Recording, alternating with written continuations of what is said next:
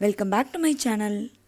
ஜூஸியான ஒரு ஸ்பைசியான chicken fry, அதுவும் ரெஸ்டாரண்ட் ஸ்டைலில் ரொம்பவே ஈஸியாக நம்ம வீட்டிலேயே எப்படி செய்கிறதுன்னு பார்க்கலாம். இதுக்கு 1/4 கிலோ அளவுக்கு போன்லெஸ் சிக்கன் எடுத்துக்கோங்க. போன்லெஸ் சிக்கன் வந்துட்டு இந்த மாதிரி ஒரு 2-3 இன்ச் அளவுக்கு நீட்டாக கட் பண்ணி எடுத்துக்கோங்க. இந்த சிக்கனில் தேவையான அளவுக்கு உப்பு, 1/2 டேபிள் ஸ்பூன் அளவுக்கு மிளகுத்தூள், 1/4 டேபிள் ஸ்பூன் அளவுக்கு மஞ்சள் தூள், 1/2 டேபிள் ஸ்பூனுக்கு பூண்டு பேஸ்ட், அப்புறம் 1/2 டேபிள் ஸ்பூன் இஞ்சி பேஸ்ட். இஞ்சி பூண்டு பேஸ்ட்டு கலந்து அரைச்சிருந்திங்கன்னா அதை மொத்தமாக 1 டேபிள் ஸ்பூன் போட்டுக்கோங்க. அதுக்கப்புறமா இது கூட ஒரு 1/4 கப் அளவுக்கு சோள மாவு அது சேர்த்துட்டு கடைசியாக இதில் ஒரு முட்டையை உடச்சி ஊற்றிட்டு இது எல்லாத்தையும் ஒன்றா சேர்த்து நல்லா மிக்ஸ் பண்ணி ஒரு 30 நிமிஷத்துக்கு இதை அப்படியே ஊற வைக்கணும். இது வந்துட்டு ரொம்ப இப்போ தண்ணியாக இருந்ததுன்னா நீங்கள் இன்னும் கொஞ்சம் கூட சோள மாவு வந்துட்டு சேர்த்துக்கலாம். ஒரு 30 நிமிஷத்துக்கு இதை அப்படியே ஃப்ரிட்ஜில் எடுத்து வச்சுருங்க. 30 நிமிஷத்துக்கு அப்புறமா நல்ல சூடான எண்ணெயில் போட்டு இதை ஃப்ரை பண்ணி எடுத்துக்கலாம். எண்ணெயில் போடும்போது கையில் ஒரு சிக்கன் பீஸாக எடுத்து அதை தனித்தனியாக போட்டுட்டு ஒரு 4-5 நிமிஷத்துக்குள்ளே அது நல்லாவே ஃப்ரை ஆகிடும்.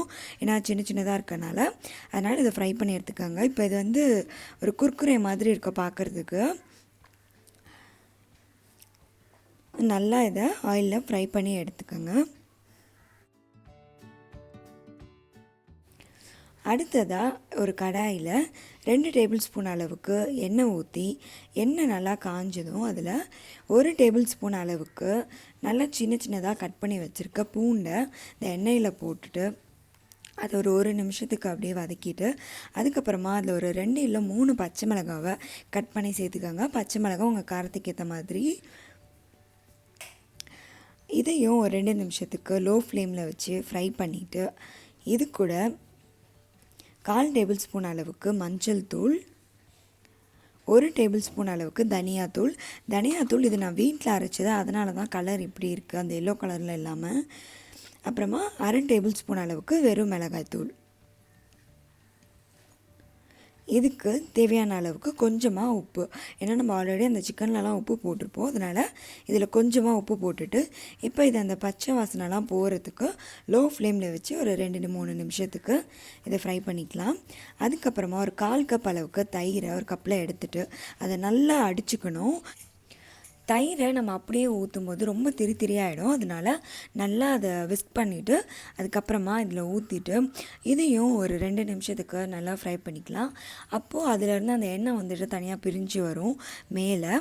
அந்த டைமில் இதில் 1 டேபிள் ஸ்பூன் அளவுக்கு சோயா சாஸ் ஊற்றிட்டு அதையும் லோ ஃப்ளேம்லேயே ஒரு 2 நிமிஷத்துக்கு நல்லா மிக்ஸ் பண்ணிக்கிட்டே இருக்கலாம். சோயா சாஸ் சேர்த்ததுக்கப்புறமா நல்லா மிக்ஸ் பண்ணிக்கிட்டே இருக்கணும்.